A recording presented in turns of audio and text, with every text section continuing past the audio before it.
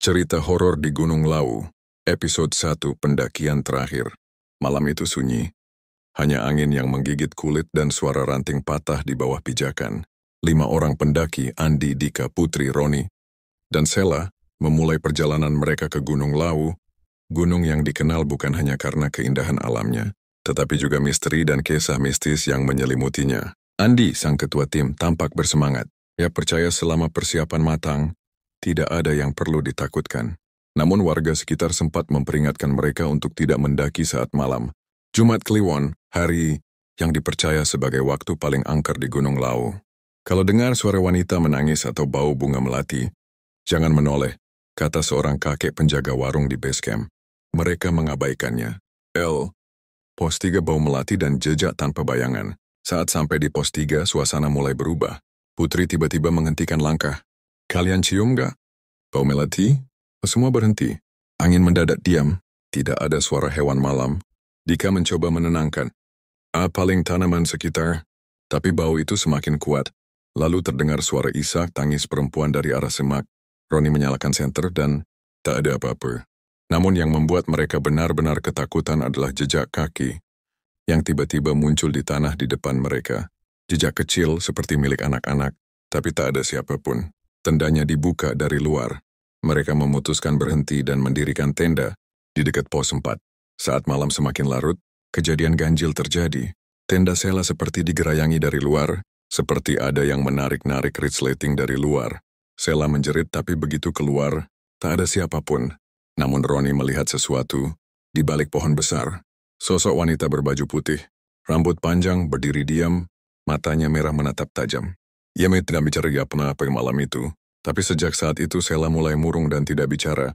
Besok paginya, pagi menjelang Sela tidak ada di dalam tenda. Mereka panik mencarinya ke seluruh penjuru, dan yang mereka temukan hanyalah jejak kaki basah menuju jurang, dan bunga melati berserakan di tanah. Episode 1 berakhir dengan mereka memutuskan turun gunung, namun saat mereka mengecek kamera GoPro Dika, terlihat jelas pada rekaman malam itu. Ada sosok wanita duduk di depan tenda mereka sepanjang malam. Episode ini penunggu jalur Cokro, kemunculan tanda-tanda aneh. Sejak kejadian di pos 4, kehidupan Andi, Dika, dan Putri tidak pernah sama. Andi mulai mengalami mimpi buruk yang berulang.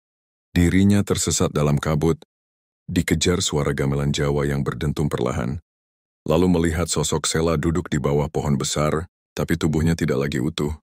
Sementara itu, Dika selalu menemukan bekas tanah, basah dan jejak kaki kecil di lantai. Rumahnya setiap pagi, padahal rumah dikunci rapat. Putri merasa ada yang mengawasi dari cermin setiap kali ia berdandan. Dan yang lebih parah, ia menemukan bunga kantil segar di bantal tidurnya, padahal tidak ada yang menaruhnya. Menemui kuncen Gunung Lawu, mereka bertiga akhirnya menemui seorang kuncen tua yang tinggal di sekitar Cemoro Sewu. Kuncen ini tidak terkejut ketika mendengar nama Sela.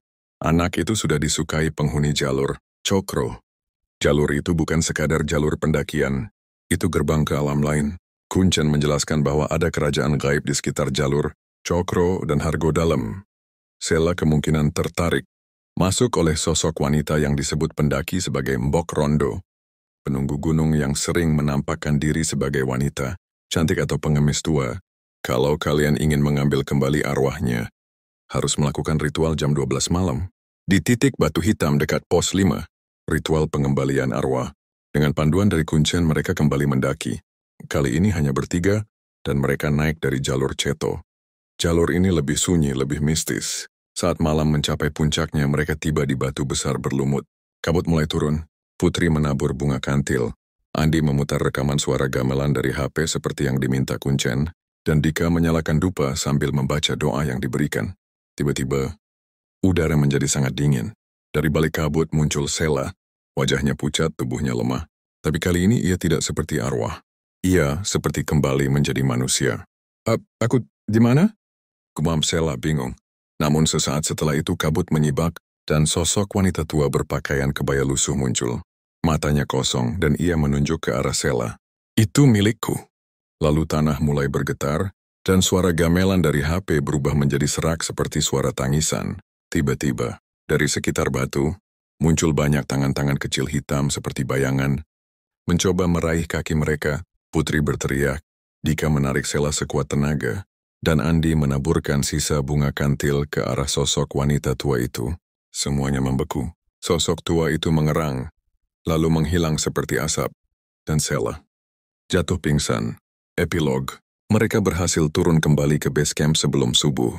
Sela belum bisa bicara banyak, tapi ia menangis sambil berkata, "Aku dengar kalian memanggilku dari balik kabut. Itu yang membawaku pulang." Namun malam itu, Putri kembali bermimpi. Ia melihat wanita tua berkebaya berdiri di depan batu besar. Matanya merah dan ia berkata, "Masih ada yang belum dibayar."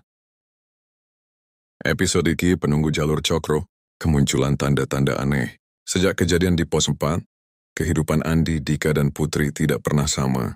Andi mulai mengalami mimpi buruk yang berulang. Dirinya tersesat dalam kabut, dikejar suara gamelan Jawa yang berdentum perlahan. Lalu melihat sosok Sela duduk di bawah pohon besar, tapi tubuhnya tidak lagi utuh. Sementara itu, Dika selalu menemukan bekas tanah, basah dan jejak kaki kecil di lantai. Rumahnya setiap pagi, padahal rumah dikunci rapat. Putri merasa ada yang mengawasi dari cermin setiap kali ia berdandan. Dan yang lebih parah, ia menemukan bunga kantil segar di bantal tidurnya, padahal tidak ada yang menaruhnya.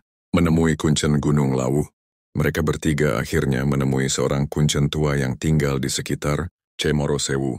Kuncen ini tidak terkejut ketika mendengar nama Sela. Anak itu sudah disukai penghuni jalur Cokro.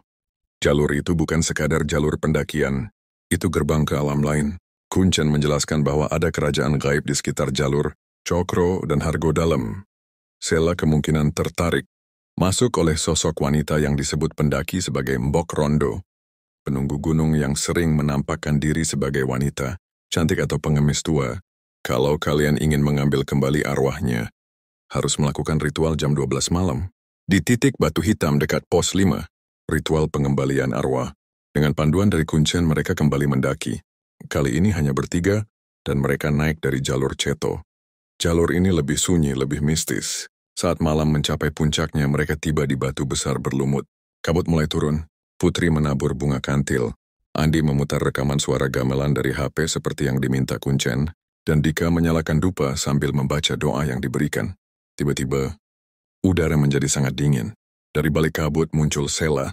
Wajahnya pucat, tubuhnya lemah. Tapi kali ini ia tidak seperti arwah. Ia seperti kembali menjadi manusia. Aku di mana?"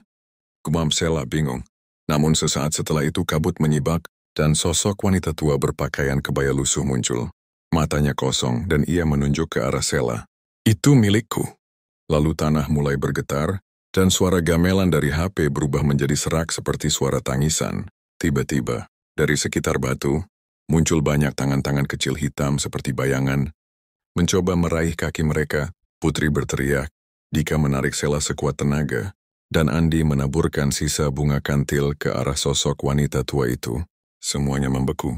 Sosok tua itu mengerang, lalu menghilang seperti asap, dan Sela jatuh pingsan. Epilog. Mereka berhasil turun kembali ke base camp sebelum subuh. Sela belum bisa bicara banyak, tapi ia menangis sambil berkata, "Aku dengar kalian memanggilku dari balik kabut. Itu yang membawaku pulang." Namun malam itu, Putri kembali bermimpi. Ia melihat wanita tua berkebaya berdiri di depan batu besar. Matanya merah dan ia berkata, "Masih ada yang belum dibayar."